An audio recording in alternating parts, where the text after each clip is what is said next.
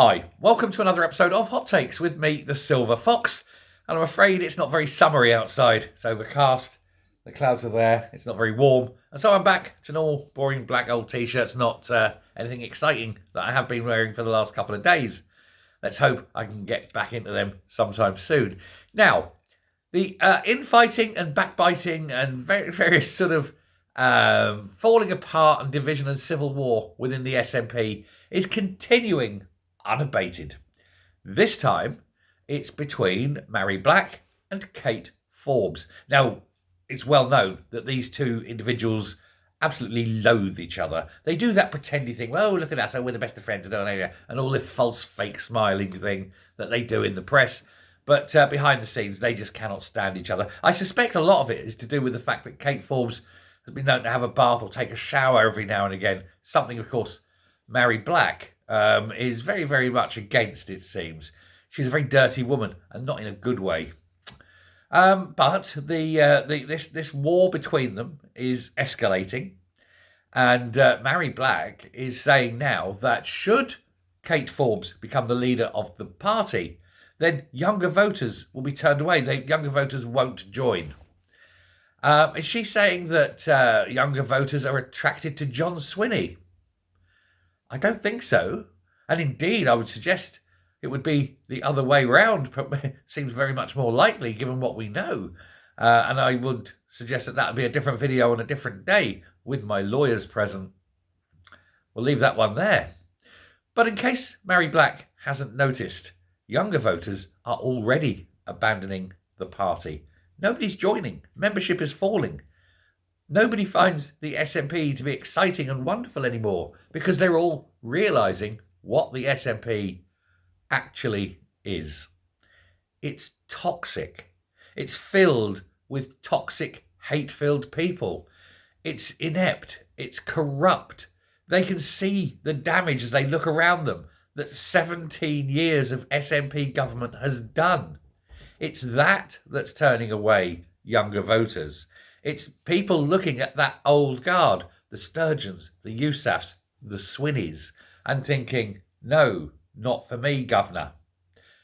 Maybe, perhaps, Kate Forbes could change that. Who knows? I think she's an intelligent woman. I think she has a different outlook on the party. She said in the past that the people have to accept that independence is, for now, dead in the water, and they should get on with the business of governance rather than pushing for a single objective. I mean, bad as she is in other regions, that at least it's a symbol of sanity, a symbol of understanding real politic, that this is actually the case. So fair enough for Kate Forbes. But I think Mhairi Black must be living delusional in a delusional world or some alternative universe or something if she thinks that the problems with attracting people to the party is having Kate Forbes as a leader, potentially. No, Mhairi. Take a look at yourself, for example. People are repulsed by you.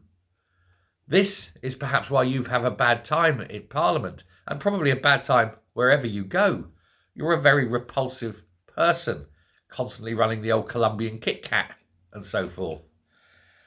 We know that you were once the youngest MP to grace the backbenches, but those days are gone, and you're now just a tired old has-been, disillusioned, and who ran away at the election or prior to the election because you knew you weren't going to keep your seat and you didn't want your ego bruised by losing. But ultimately, Mhairi Black is a loser, a serial loser. And she's so bitter about it, which is why she's attacking Kate Forbes. Now, don't forget, Mhairi Black may well want to go to Holyrood to continue sucking at the public teat.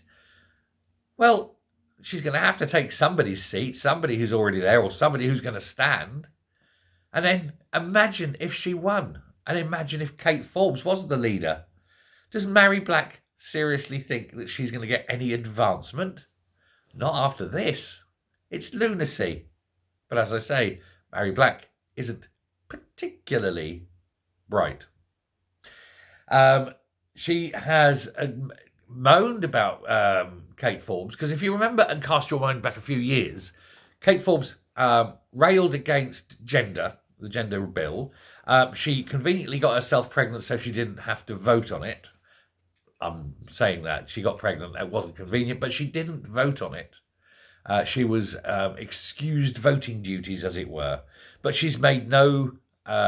she's not hidden herself away from saying that she was against it. She was against this and all this gender thing, self-ID, which Mhairi Black was very much positively for. And I think that's where the irritation, I think, started. And it then evolves from irritation through dislike to hate, because that's the way of things in the SNP. And, of course, she's socially conservative in other ways as well, is dear Kate Forbes. And, again, that conservatism, a natural small c conservatism, also grinds Mhairi Black. Whereas Mhairi Black is very much more or less a Marxist in her ideals. And she hates the idea of people owning things, being happy, being content with their lives. It's not really her thing, is it?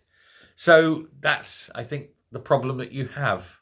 These two personalities that quite literally can't abide each other, and yet forced together. And I would love to see Mhairi Black stand and lose at Holyrood in 2026. The ultimate disgrace, where she'd finally perhaps realise how loathed she truly is. But, she'll take a trouncing, that's for sure. Nobody would really want Mhairi Black in. You're going to get a few of the diehard loons, they would. But her views are pretty repulsive generally. It's one of those... Sorry, my dog's over there, and I'm just wondering what he's doing. He's mucking around with the curtain or something. But who would employ her? Who would put her into a cabinet? Swinney, I don't think even Swinney would put her in. Even though she's one of his... she admires him, apparently. But I don't think Swinney would put her in, because I think even Swinney sees the toxicity of Mhairi Black and how it would alienate people because of her views, and especially within the party. She's burnt too many bridges within the party. And now she's just going all out on a hate campaign. And it's generally assumed, of course, that Kate Forbes will be the next leader, more or less assumed, more or less assured, I would imagine.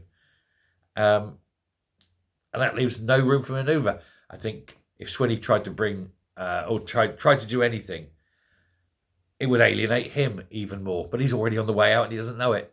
But anyway, the fighting continues. That's where we are. The fighting continues. More hatred, more division. Keep it going. And hopefully soon it will cause the entire party to evaporate. Thanks a lot. Take care. Let me know what you think in the comments, and I will speak to you later. Bye.